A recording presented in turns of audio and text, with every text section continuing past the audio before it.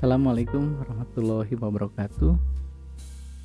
Salam sejahtera bagi kita semua. Semoga rekan-rekan selalu sehat. Amin ya. Hari ini kita akan kuliah mengenai sistem teknologi informasi sesi ketiga. Sesi ketiga ini membahas mengenai sistem documentation and technique.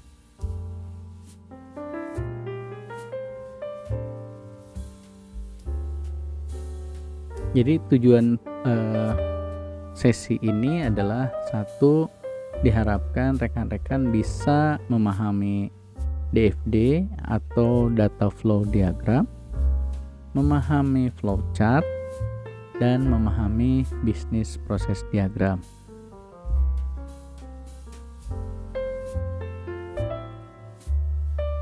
Jadi karena pembahasan kita mengenai dokumentasi adalah penjelasan mengenai bagaimana sistem itu bekerja, termasuk di situ mengenai siapa, apa,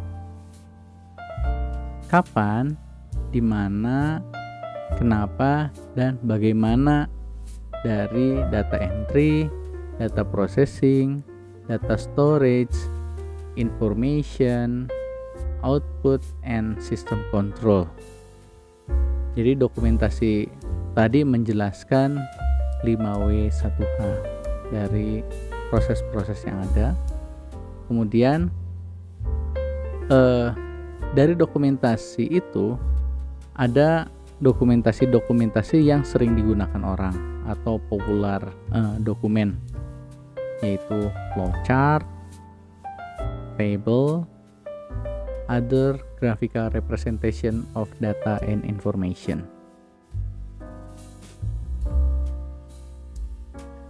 Terkait dengan dokumen tools, minimum levelnya adalah kita minimal bisa membaca dokumen tadi untuk memahami bagaimana sistem itu bekerja. Karena dari dokumen tadi kita bisa mengevaluasi, mengidentifikasi internal control strength ataupun weakness dan rekomendasi improvement untuk menetapkan atau merekomendasi sistem sesuai dengan yang diinginkan oleh perusahaan. Itu minimal requirement-nya.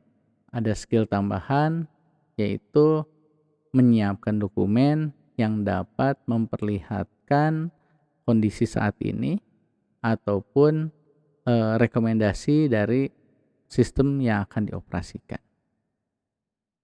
Jadi cukup mudah ya membahas atau pembelajaran mengenai dokumen tadi. Yang penting kita bisa baca dan bisa mengevaluasi dokumen tadi. Apakah sistemnya benar, salah, ataupun kita mungkin bisa mengoreksi juga. Ini salah satu contoh dokumen tools, yaitu data flow diagram. Data flow diagram atau DFD adalah, saya bacakan ya, graphical description of data sources, data flow, transformation process, data storage, and data destination. Sesuai dengan namanya, data flow diagram berarti gambaran dari aliran data.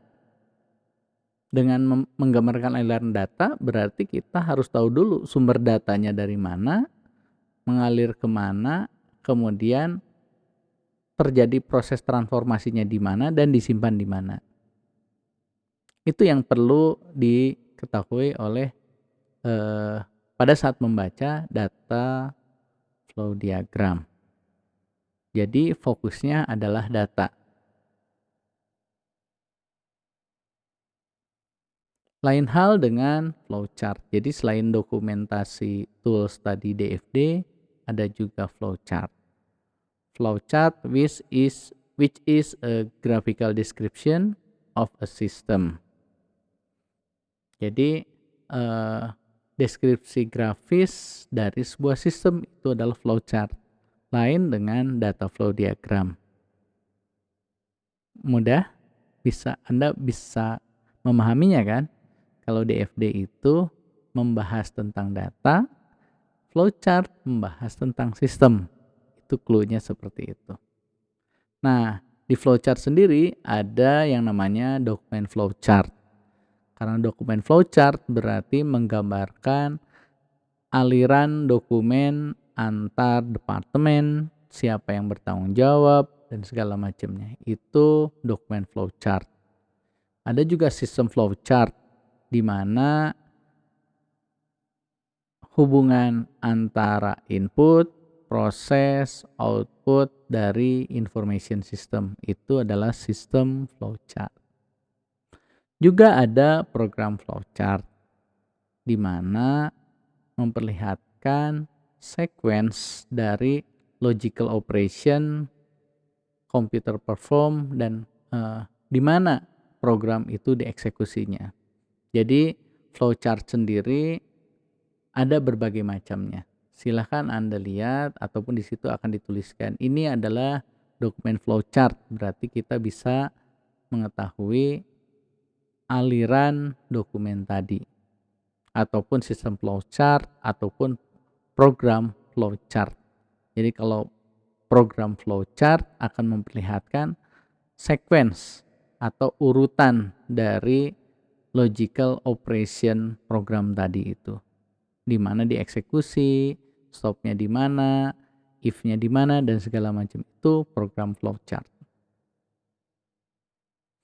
Kemudian documentation tools yang lain adalah business process diagram. Business process diagram adalah graphical description of business process used by company. Jadi diagram yang menggambarkan proses bisnis yang ada di perusahaan tadi. Jadi hari ini kita membahas 3 dokumen tools. Pertama, data flow diagram, flowchart, dan business process diagram. Ketiga-tiganya mempunyai karakteristik yang berbeda-beda. Kita coba teliti satu persatu. Pertama, DFD. Di sini bisa kita lihat dalam DFD atau data flow diagram ada lebih dari 5 simbol. Pertama, square itu atau kotak menceritakan data sources atau data destination-nya. Jadi awal data bentuknya kotak dan akhirnya atau destination-nya menjadi data lagi berupa kotak lagi. Kemudian ada arrow, itu menggambarkan data flow-nya. Jadi flow data satu data ke data yang lain akan menggunakan arrow tadi. Kemudian ada proses transformasinya berupa lingkaran. Kemudian data itu seperti pelajaran sebelumnya atau pembahasan sebelumnya ada data store. Data tersebut disimpan dalam 2 garis yang sama. Kemudian bentuk segitiga adalah internal control. Jadi mudah. Kotak dialirkan menggunakan panah ke kotak lagi. Bahkan kotak tidak langsung, jadi kotak dialirkan tidak mungkin ke kotak lagi karena harus melalui sebuah proses. Berarti kotak dialirkan ke sebuah lingkaran untuk diproses dulu. Setelah proses ada panah lagi ke kotak lagi. Bisa saja ada data store, kemudian dialirkan ke sebuah proses, kemudian di store lagi, seperti itu. Itu data flow diagram. Ini contohnya seperti ini. Jadi ada kotak, kemudian diproses untuk disimpan. Di situ ada data store A, diproses di C, kemudian dialirkan ke data destination C. Ataupun ada data store data source, kemudian diproses menjadi data destination. Kalau yang atas itu adalah data store diproses untuk menjadi data destination. Itu cara penggunaan DFD tadi. Kemudian untuk flowchart di sini ada gambar dokumen atau dokumen yang banyak, kemudian ada electronic output, ada electronic entry, electronic data entry, kemudian computer processing dan manual operation. Nah, ini contohnya.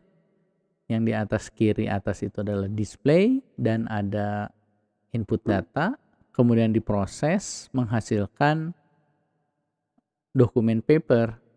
Kemudian dari hasil proses tadi ada proses yang lain, kemudian di tengah ini adalah data store, ada 4 data store, dari 4 data store itu kemudian diproses, kemudian dihasilkan output berupa CRT ataupun dalam bentuk layar. Jadi dalam flowchart ini diupayakan bentuknya menyerupai benda fisiknya sehingga pengguna bisa mudah mengidentifikasi apa yang terjadi dari flowchart tadi. Kemudian bisnis proses diagram terdiri dari simbol lingkaran untuk start and begin atau begin dan lingkaran yang lebih tebal itu end. Kemudian ada activity proses itu berupa square.